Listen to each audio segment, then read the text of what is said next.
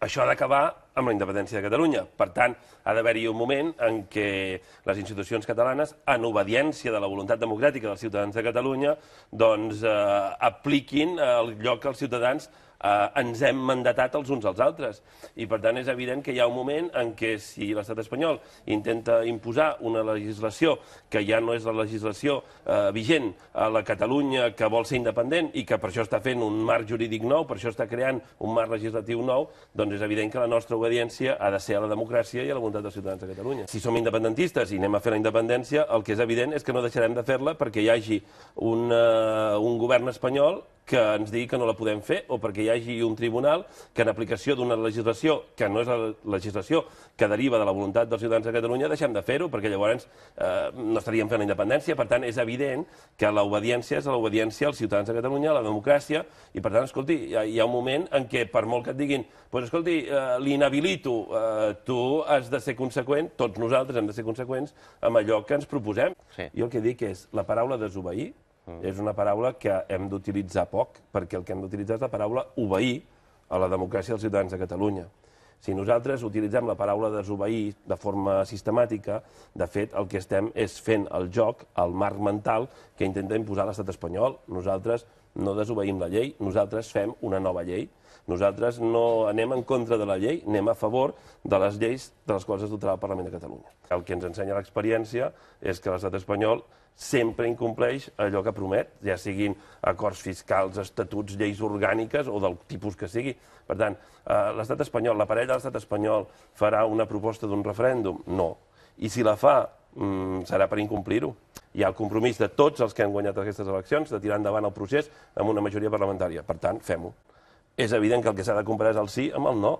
No el sí amb tota la resta, perquè no hi ha enlloc del món en què un referèndum es llegeixin els vots del sí contra qualsevol altre tipus de vot possible. No, aquí hi ha uns partits que ens hem presentat per fer la independència i uns que estan explícitament contra la independència.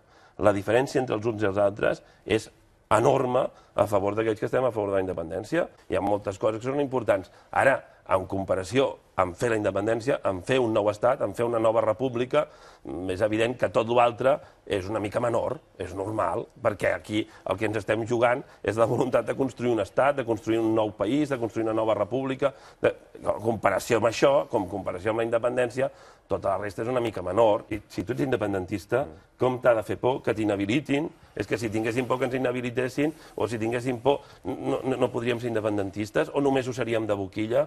I perdoni, però molts de nosaltres anem en sèrio, i molts de nosaltres hi anem tant, que afortunadament jo no, però insisteixo, en aquest país hi ha uns quants polítics en actius que per la presó ja han passat, estan en actiu ara, i que tenen menys de 50 anys, i que no hi han passat durant la dictadura franquista, que hi han passat després, n'hi ha uns quants. Per tant, escolti, aquest país ha tingut gent conseqüent, clar que sí, i el que hem de fer és donar aquest protagonisme a aquesta gent conseqüent, només faltaria.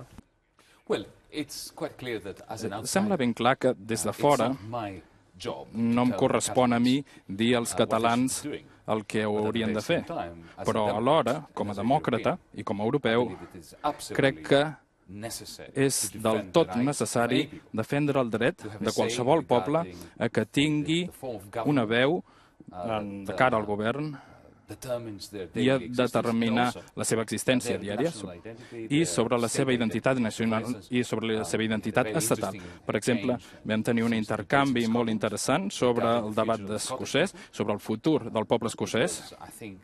Crec que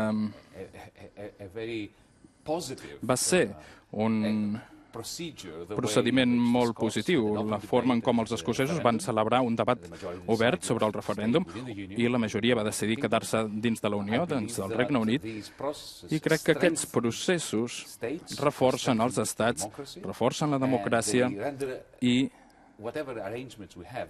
siguin els acords que tenim, els fan més legítims. I veig que són problemes els que estan aquí amb la sobirania. També Europa pot tenir problemes de sobirania. De fet, el dret a l'autodeterminació ha estat defensat des del president dels Estats Units Wilson fins al líder de la Revolució Soviètica Lenin, i és defensat a Europa des d'un primer ministre conservador com Cameron fins un exministre de Finances del govern de Syriza a Grècia.